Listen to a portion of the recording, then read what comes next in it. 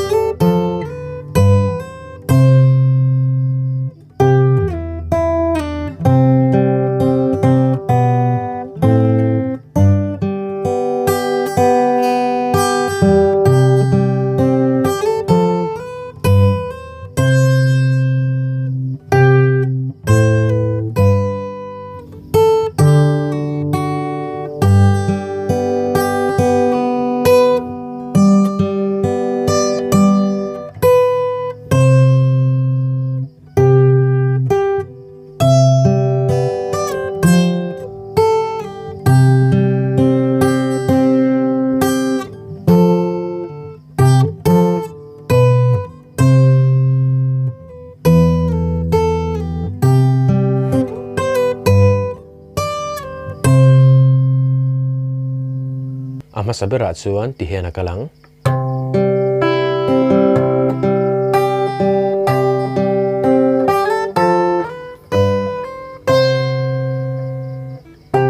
ti khana kalang C kan metanga C major pa ngai kha chuan fifth third first second third kan tianga fifth third first second third ti khan chuan second le third khatle min kan tirang dawang Tikano Tikan chuanin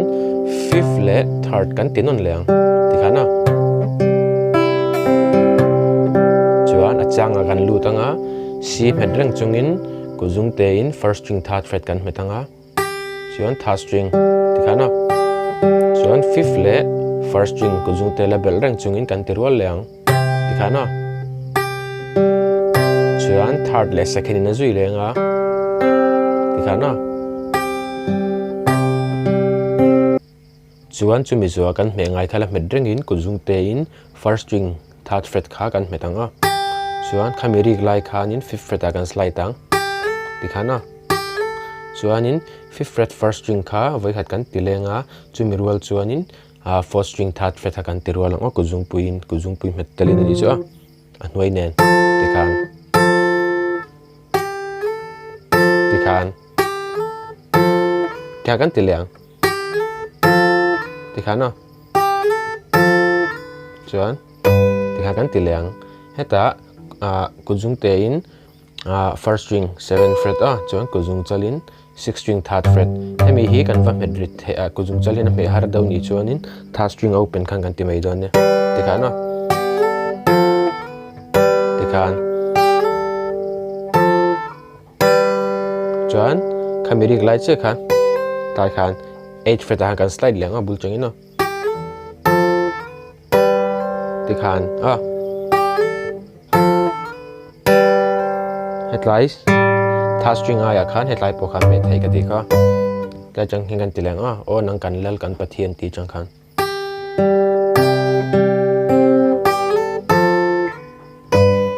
ti khan du le ti poina ti thai ka ti kha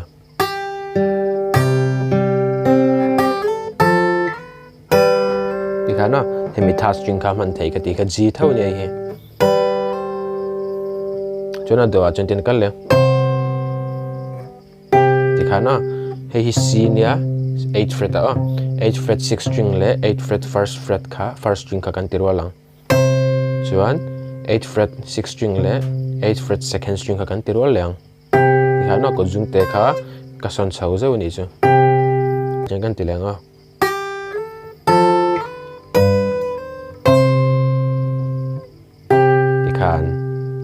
chuan a da chen tin a kal leang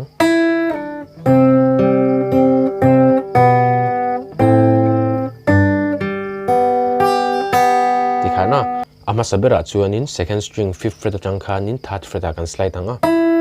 chuan C kan metanga C pa ngai kha C major chuan second string le fifth string kha kan met rol leng Tikhana C met chungin chuan third le second in a zoyang chuan in C kan met lenga fifth string le second string kha kan tirwa lang chuan second string open le kuzung lain fifth string second fret kha kan tirwa lang chuan in second string first fret kan met lenga open fifth string ne kan tirwa lang tikhana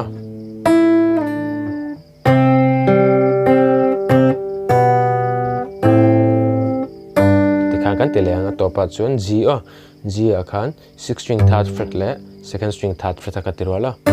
chuan tena sui leng third second first second first ka ko jung te in ka metela third second first second na sui leng kan ti chalanga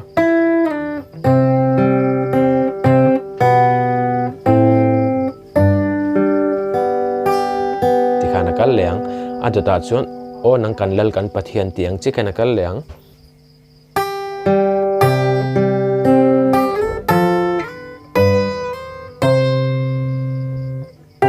Tatling kali nang chuna dua jan tin kal leng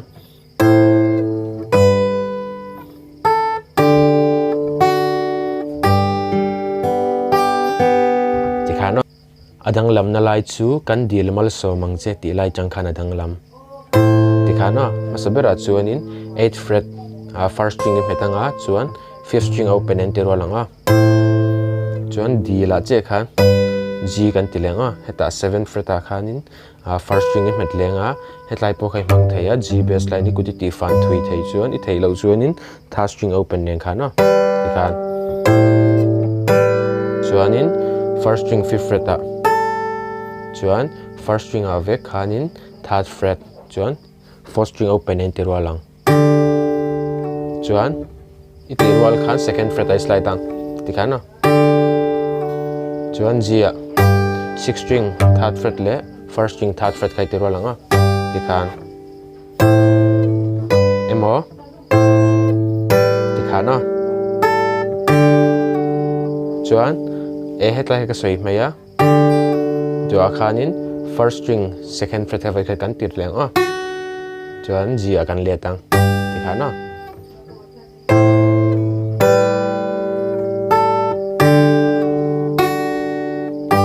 ngai bokin third second first second na zui leng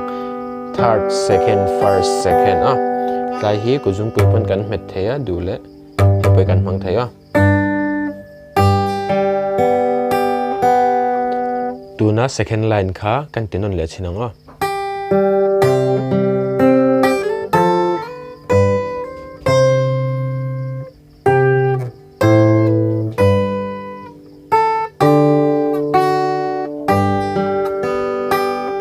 tikhana kalango adota chen ten kal leang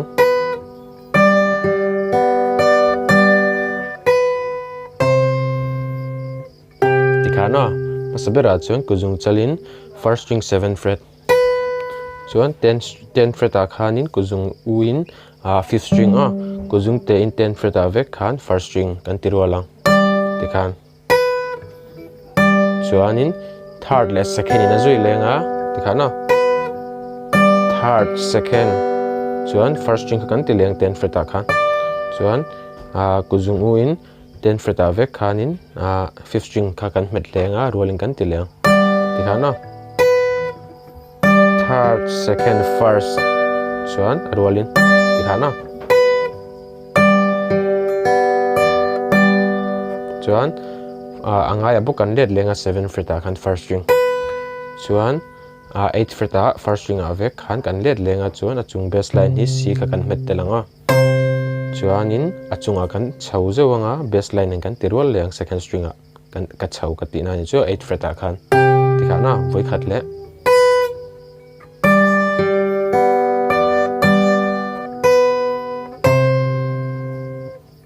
tikhana ado ajan ten kal leng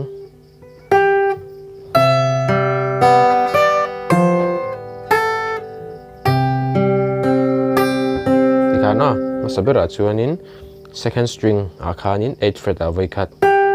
chuan heta G kati C bass line no hei C tho ni ta 8th fret a khan kan metanga ko jung chalin 12th fret a first string tikhana kan tirwa lang hemi le noi kha chuanin third le second na zoyanga chuanin 10 freta first string voi khat chuanin 8 freta kuzung te in voi khat kan telenga chuan khamirual khanin 8 freta ve khanin 5th string kan tirol lenga tikhan voi khat le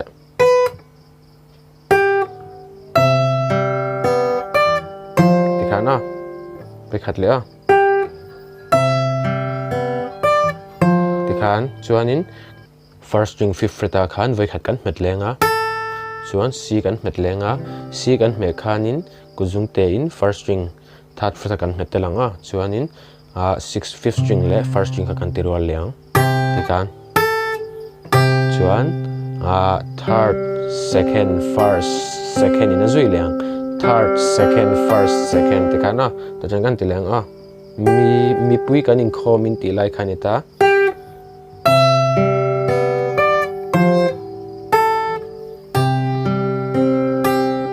ado tin kal leang tikhana fin na ro pui ti lai tak kha ma sabera chuanin kuzung te in first string 3rd fret chuan first string 5th fret kan le kan ti phei lenga chuan khamirual khanin 4th string 3rd fret kan ti telang tikhan chuanin 5th string 3rd fret kan met lenga kuzung u in first string 3rd fret tikhan ta bak kan let leng tikhan ngai bok F an hi ai hey C fin ro pui tikhan kalang tikhan do ajan ten kal leng tikhan kuzung pui mo kuzung lai kan mang thai kuzung u kan mang thai ka ti kha ta hin kai jong kuzung pui ka manga 7th fret 6th string le first string 7th fret kan tirwa lang slide anga voi khat tikhana chuanin first string 7th fret le 6th string open kan tirwa lang tikhana je kan ti chale fin na ro pui min pela ti chang khan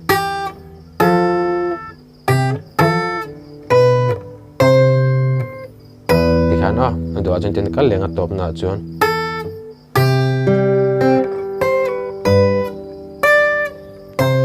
kana kalanga ama sabera chuanin first string 5th fret kan metanga chuanin C kha kan met lenga kuzung te bel khan 5th string le first string kha kan tirol lenga chuan 3rd le 2nd na zui leng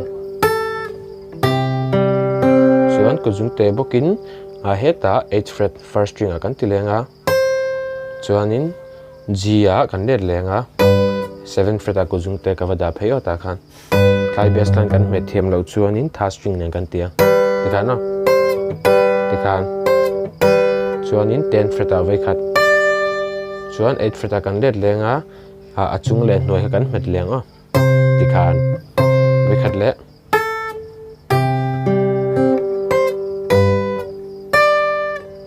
emo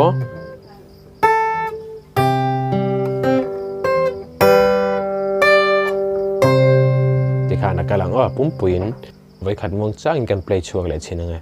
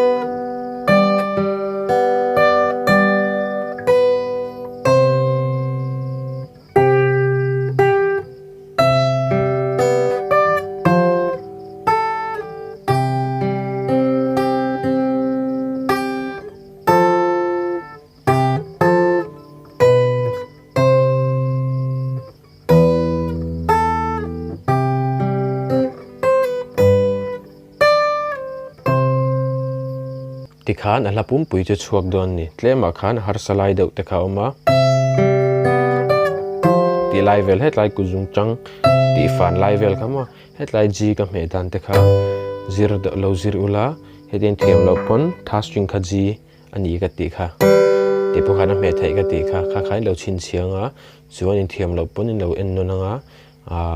voi ni voi thum belin en non chuan in thiam thai mai ka ring chuan ale peka guitar lesson thar nen kanin hmula cheu don ne